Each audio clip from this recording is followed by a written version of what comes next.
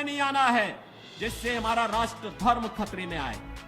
याद रखना, इस देश के राष्ट्र धर्म को हमेशा खतरा जब भी आया है, इन्हीं लोगों के कारण आया है जिन्होंने जातीयता के आधार पर समाज के सामाजिक ताने बाने को छिन्न भिन्न किया है, हमेशा छिन्न भिन्न किया है।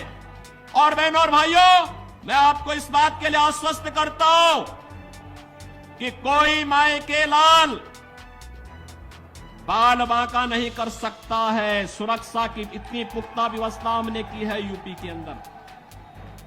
आज आप देखते होंगे बड़े बड़े दुर्दांत माफिया और अपराधी किस कदर उनकी दुर्गति हो रही है। आप देख रहे होंगे, जिनके नाम से ही लोग कर्फ्यू जैसा माहौल होता था, आज उनकी दुर्गति क्या है, हर व्यक्ति देख रहा है।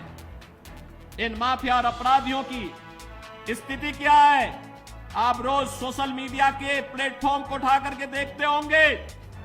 एक दुर्दांत माफिया ऐसा भी था, बहनों और भाइयों, जब समाजवादी पार्टी की सरकार के समय चलता था तो मुख्यमंत्री हो या मुख्य न्यायाधीश, इन सब के काफिले रुक जाते थे और माफिया का काफिला निकलता था। और जब हमने कार्रवाई की उस माफिया के खिलाफ और उसको रगड़ करके कोर्ट के सामने प्रस्तुत किया तो उसकी पैंट गीली हो गई थी, उसकी पैंट गीली हो गई थी। और तब हमने कहा था, उस समय उसको हमने कहा था, कानून को रौंदने वाले, आज कानून कितना बड़ा होता है यह एहसास हो रहा है कि नहीं हो रहा है।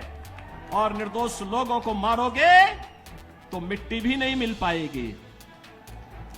और बहनों और भाइयों, इसीलिए मैं आया हूं आपसे कहने के लिए, देखो, जिनकी गर्मी हम शांत कर चुके हैं उनको गर्म मत होने दीजिए। अब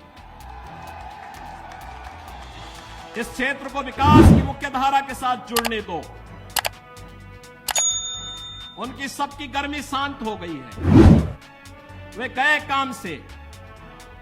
और इसीलिए मैं आप सबसे अपील करने के लिए आया हूं कि पूरे देश की एक आवाज है, पूरा देश एक ही स्वर में बोल रहा है। और वह बोल रहा है कि फिर एक बार मोदी सरकार, फिर एक बार, थोड़ा जोर से बोलिए, यहां की आवाज दिल्ली तक पहुंचाइए, फिर एक बार मोदी सरकार। यह मोदी सरकार की जो गूंज पूरे देश के अंदर है, इस पूरी गूंज को घर घर पहुंचाना है। मोदी जी का प्रतिनिधि बन करके और स्वयं मेरा प्रतिनिधि बन करके आपको जाना होगा। सहमत हैं? सहमत हैं? हमें कमल चुनाव चिन्ह देखना है, हमें कमल चुनाव चिन्ह देखना है। आप सहमत हैं? सभी लोग सहमत हैं? बहनों और भाइयों, सरधना विगत चुनाव में संजीव बालियान जितने वोट से जीते थे उसके दुगने वोट से जिताने की जिम्मेदारी सरधना को मैं दे रहा हूं।